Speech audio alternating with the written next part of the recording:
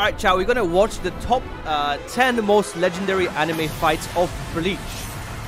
We've seen a couple of fights, but these are considered to be the best of the anime, so let's check it out. You know, a world that's closer to our own. Teenage characters, a stylish appeal, and themes that are presented in a blatantly darker and more mature way compared to the typical 2000s shonen. And of course, no shortage of exciting fights. Ichigo, what a badass! Season on its way. Let's take a stroll down memory lane and look at what I personally think are the top 10 Bleach fights. I feel that it's only apt to start the list with our protagonist. Ichigo faces his first major test in the fight against Grand Fisher.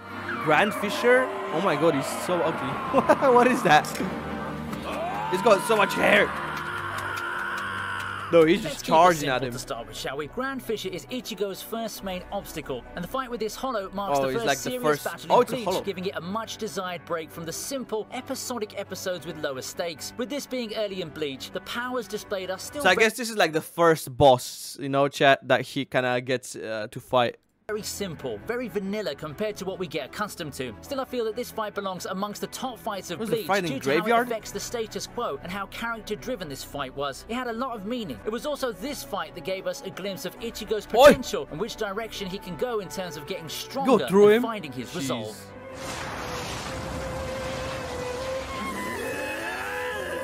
That's like the most scary monster ever, dude. If you're up for a good brawl in Bleach, how about the battle between Kenpachi and Nnoitra at number 9? Both of these characters look crazy, man. Look at them, they're insane. What is that weapon? It's like reverse C's. Nnoitra. It's a match made in heaven. Both battle-hungry representatives of each other's factions. It's a no-brainer to have their paths cross in the Hueco Mundo arc, and it was a bloodbath, just as everyone expected. Yeah, they're both insane. Slashed and struck each other with their best blows, reaching the point of activating each other's released forms. Eye-patchless Kenpachi taking on released Nnoitra was the slugfest of heavyweights to remember. I feel that it belongs somewhere lower on the list, however, because of how anticlimactic the end of the fight feels. Emotionally, and with a bit of a backdrop, it's good. But considering that Kenpachi's new power-up is something simple as fighting with 2 hands, feels a little bit too tame. Then again, it fits his character perfectly, and when 1000-year Blood War comes, you'll see more craziness that's apt for this captain. We better. Dude, it's always kind of sad when there's such a like epic moment and you got these awesome characters and it ends up being like anticlimactic, you know? I mean, obviously I haven't seen this, so I can't give my own take, but ViniTube said it, so... captains have great fights, and Kyoraku has one himself, albeit late in the show. Heck, it reminds me of the previous entry. Starrk? Kyoraku versus Starrk, just like Kenpachi versus Nnoitra, is a match that's very fitting. Just like the previous one, this one pits a captain against his equivalent. Does he have like a hollow necklace? Is that what it is? It's the battle of the easygoing but super strong combatants. Starrk is named #1 Espada for a reason, and he just finished a trashing of 2 Vizards. As for Kyoraku, we haven't seen too much of his feats at this point, but know that he's a senior captain who's a lot nearer to Yamamoto tier than people would think. This fight has a more relaxed and casual vibe to it, all things considered. Yeah, that's what it looks like. Having a serious fight, it does feel more like they're not really like killing each other, you know. Of wills. Stark's unaggressive nature and Kyoraku's stern yet calm demeanor, He's including his powers involving literal child's games, actually meshes well together. It's a good fight all in all. But come 1000-year Blood War, you'll know that it's not always all fun and games for Captain Kyoraku. As to what his new abilities are... so these characters are not actually dead, right, chat? Because obviously they're gonna be in the next season, so it would be cool to see like some decent continuations of the characters. Those who haven't gotten hold of spoilers yet. Corin the Roll? Who these? They got like different hollow pieces. We haven't seen any of this, chat. Is that like a robotic arm? To continue with the captain battles, we proceed with Uryu versus Mayuri. That guy looks weird, man.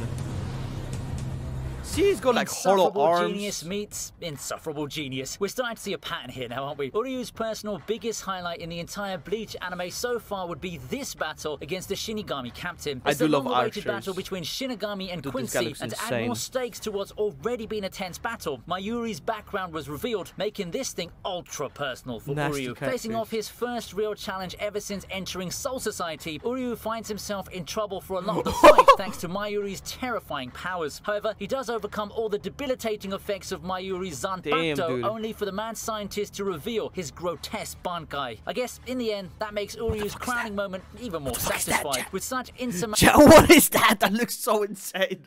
Oh my god. I do love archers though, I gotta say. Whenever it comes to like playing any games or like Mountain Blade, I just go full on archers, dude. Uncountable odds stacked against him, he decides to give it his all before blasting the gigantic baby away in an all-in attack. Despite his strong billing, Uryu never really had a big achievement prior to this fight. After fighting Mayuri though, he sure has one now.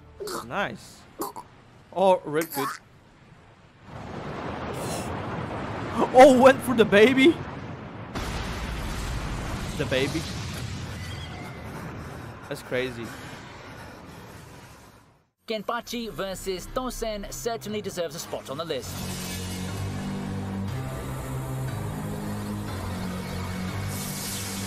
What is he creating, a black hole, dude? Before he was kicking ass in Hueco Mundo, Zaraki had been a wild card. Our heroes first found an unlikely ally in the Soul Society arc in the form of the menacing Kenpachi. By the way, what is the Soul Society? They always mention Soul Society. What is it? As someone who doesn't seem bound to the code of honors the top Shinigami uphold with regards to the impending execution, Zaraki is more than willing to take on his complete opposite Tosen in a fight. It's a clash between methodical and the unrestrained as Tosen takes his sweet time dancing around Kenpachi thanks to his debilitating Bankai. Eventually Kenpachi's instincts start adapting to the situation and the fight ends up with him... Wait, is his Bankai to like freeze people in time? Turning the tide in a big way with such a bold move. It takes a real lunatic to think of the strategy of getting yourself stabbed to locate an opponent, but if there's a true madman and someone tough enough to take it out, it's none other than Kenpachi. To continue with the Soul Society arc... Is that what he said? Did Kenpachi stab himself to find the dude? And someone tough enough to tank it out, it's none other than Kenpachi. I think that's what happened. Jeez. To continue with the Soul Society arc fights, we have Renji versus Byakuya. Byakuya? What is that, man? What is that?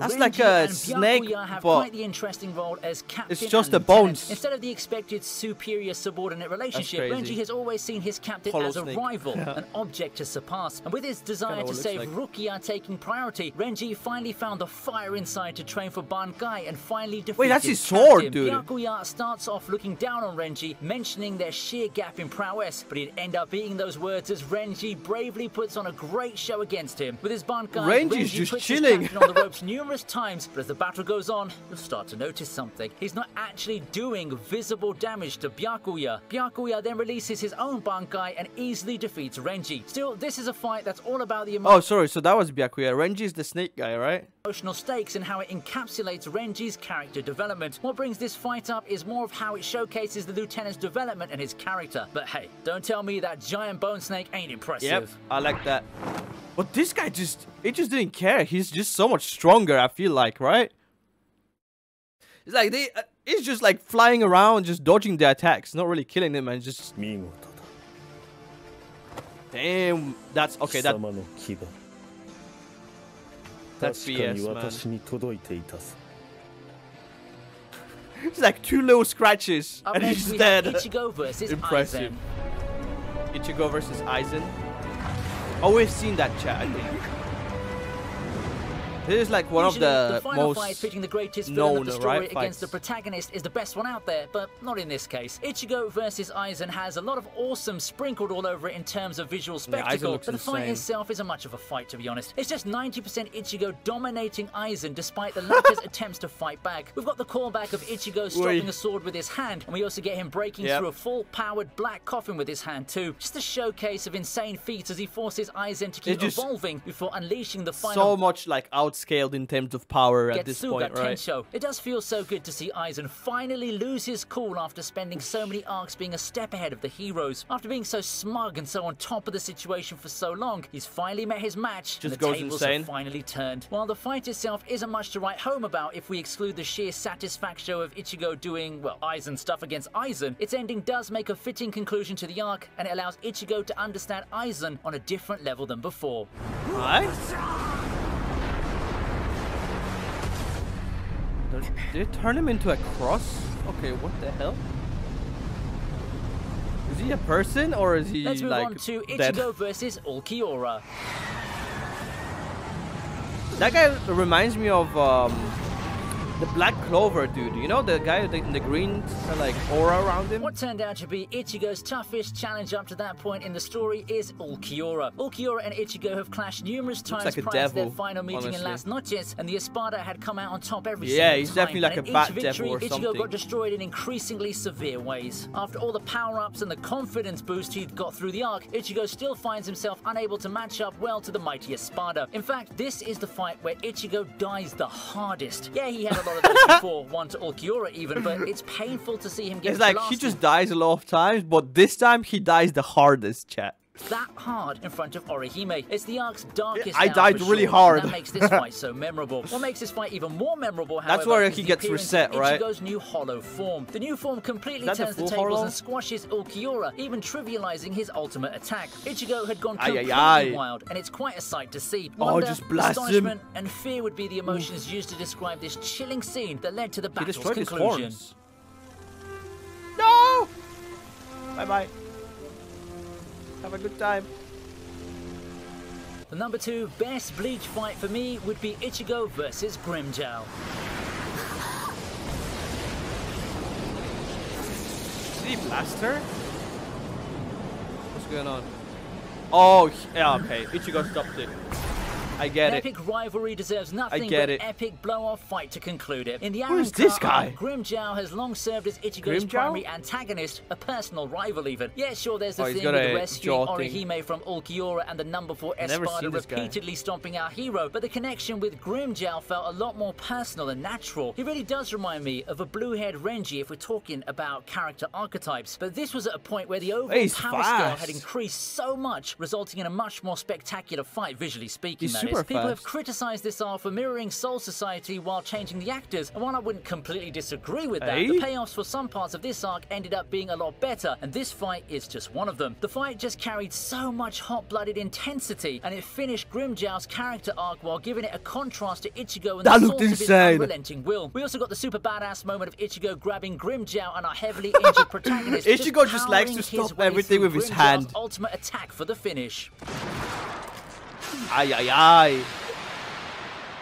Number 1 is Ichigo versus Number 1. Byakuya. Ichigo versus Byakuya. That's one of the newer episodes, right? I think. 'Cause he's got that little like thing.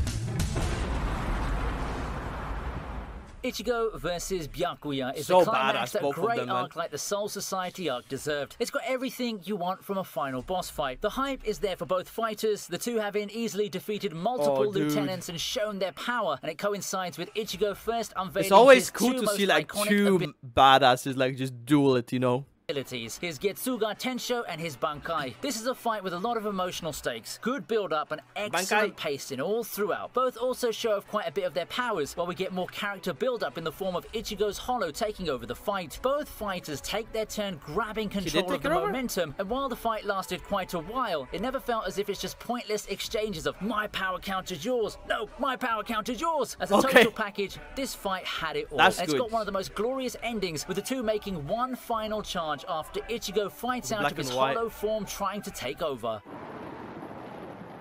Yeah, I'll be I hope sad the if it list was is like, enough to you bring know, back those- my power counters yours. No, I counter you. No, I actually counter you. It's like cool fights, but it gets to a point where it's like kind of ridiculous, right, chat? That was cool. That's cool. Top 10. Nice. Thank you for watching this video, and also thank you very much to all of my supporters over at Patreon. If you'd like to see these videos earlier, head on to Patreon, and if you want to see more videos, click the videos here for more videos from me.